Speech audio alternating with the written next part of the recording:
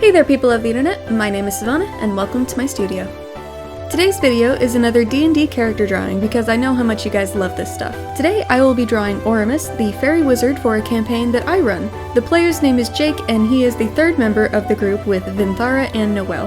Go watch those videos if you haven't already. Also, if you like this style of character drawing and want some for yourself, I am open for commissions.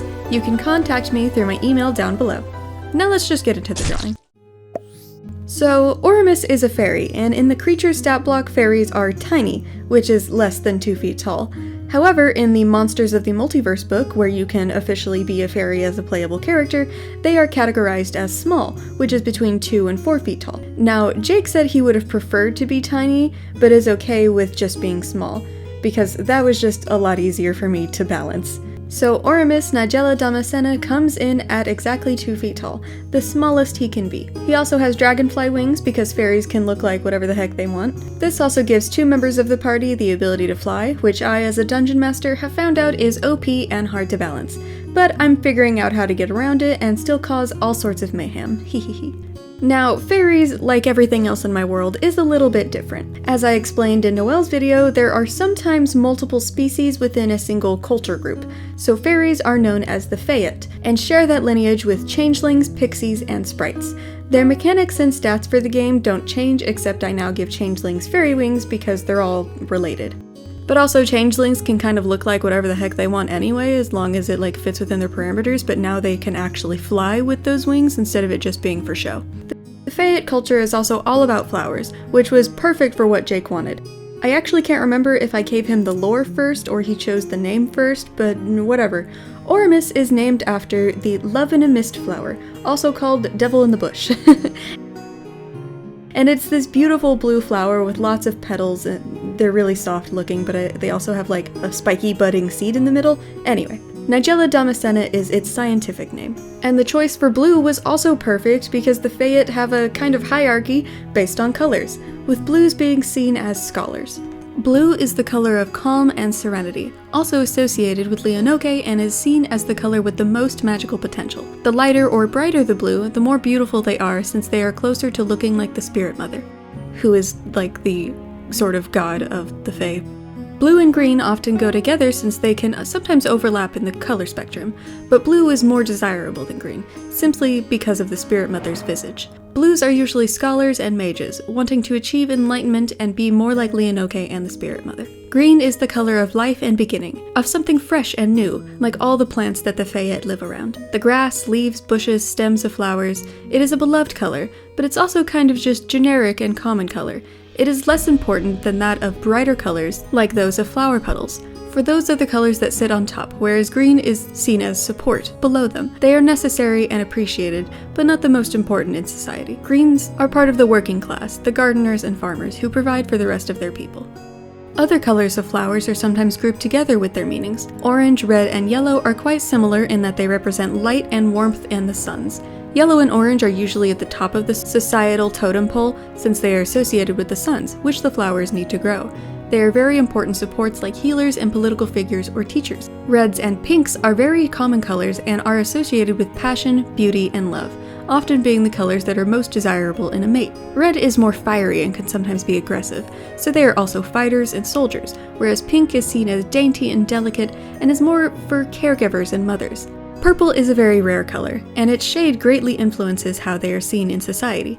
Dark purples like plum are often associated with black and are treated as such. Bright purples and violets or magenta are lumped in with red and pink, seen as beautiful and lustful, but there are some paler purples that look almost blue and are often lumped in with the blue, but seen as a bit less because they aren't exactly one color. But again, they are rare, so there are not many cases of each scenario to go off of. There are not many natural occurring black flowers, and they are seen as associated with the void and therefore must be evil. It is very rare for any Feyat to be born with pure black coloring, and they are usually just darker hue of some other colors, like deep blues or browns or purples. Even so, the darker they are, the less color they have, and therefore the less value they have in this society, because the Spirit Mother is so bright and shining that the lack of light and color is seen as an insult to her. White is blank and unimportant. empty and uninteresting, and usually lacking in magic potential. Like with black, having pure white fayette is very rare and usually never happens. There are many who are light or pastel colors, but as long as the color can be determined, they are valued. Grays and off-whites are undesirables and are either killed off as they are born or exiled from the Fey Gardens, which is the name they give their villages. The only white that is accepted or seen as any kind of positive way is the shining white-silver hair of the Spirit Mother.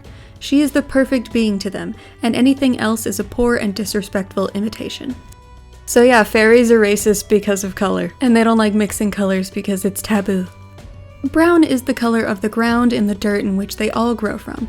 Much like green, it is necessary and appreciated, but it is below green in terms of importance and value. Brown fayette make up the lower working class, the builders and craftsmen, meant to serve the rest of their society.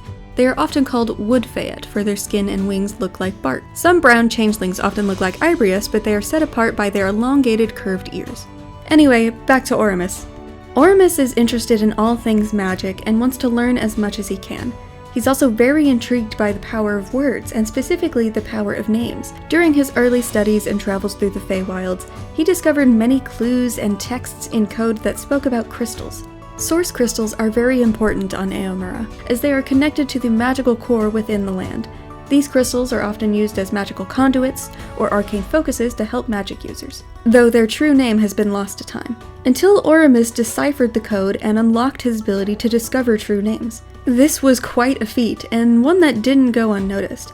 He was soon whisked away to one of the floating islands, home of the Khorlin, and one very special Khorlin indeed.